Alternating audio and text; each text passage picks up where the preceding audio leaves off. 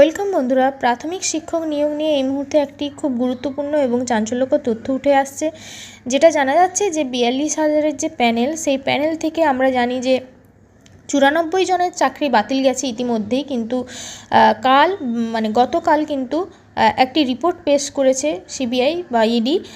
তো সেই রিপোর্ট অনুযায়ী জানা যাচ্ছে শুধু ৯৪ জন নয়, প্রায় ২,০০০-এরও বেশি কিন্তু চাকরি প্রার্থী যারা অবৈধভাবে চাকরিটা পেয়েছে বা নিয়োগ পেয়েছে, সেই ২,০০০-এরও বেশি চাকরি প্রার্থীদের কিন্তু এবার চাকরি বাতিল যেতে চলেছে।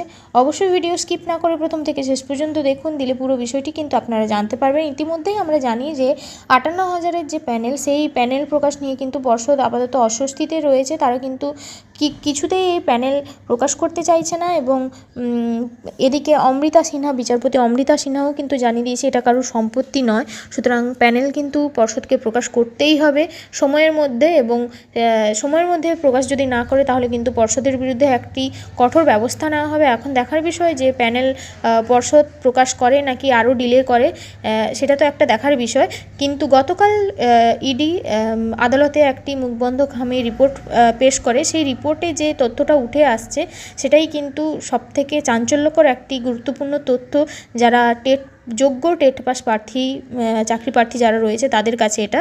ইতিমধ্যে কিন্তু ২০১৪ টেটকে কেন্দ্র করে ২০১৬ সালে যে নিয়োগটা হয় তাতে প্রায় ৪২,০০০-এর মতো চাকরি প্রার্থীকে নিয়োগ করা হয়। সেই ৪২,০০০ প্যানেলে কিন্তু যেটা রিপোর্টে রয়েছে যে ২,০০০-এরও বেশি, ২,০০০+ প্রার্থী, আমি এক্স্যাক্ট নাম্বারটা বলছি না, ২,০০০-এরও বেশি প্রার্থী যারা রয়েছে তাদের কিন্তু অবৈধভাবে এই নিয়োগ দেওয়া হয়েছে। এবার শুধু প্যানেল প্রকাশের অপেক্ষা। প্যানেল কিন্তু প্রকাশ হলেই সেটা ২,০০০+ নাকি ৩,০০০+ পুরো বিষয়টি উঠে আসবে। কেননা জেলা ভিত্তিক ক্যাটাগরি ওয়াইজ আলাদা আলাদা করে কিন্তু শূন্যপদ কত এবং কত নিয়োগ করা হচ্ছে সেটার কিন্তু হিসেব কিন্তু দিতে হবে পর্ষদকে।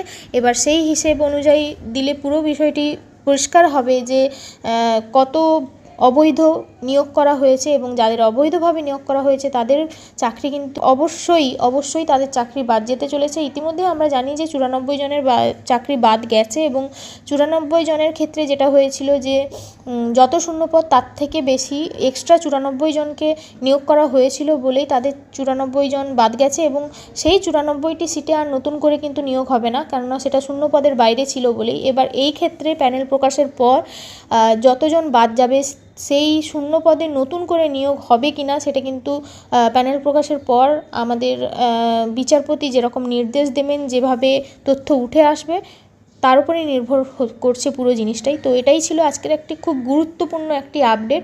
এই ধরনের আরও ছোট ছোট আপডেট পেতে এবং নিয়োগের বিজ্ঞপ্তি পেতে অবশ্যই আমার চ্যানেলটিকে সাবস্ক্রাইব করে পাশে থাকতে পারেন। আজকের মতো এখানেই শেষ করছি। ধন্যবাদ।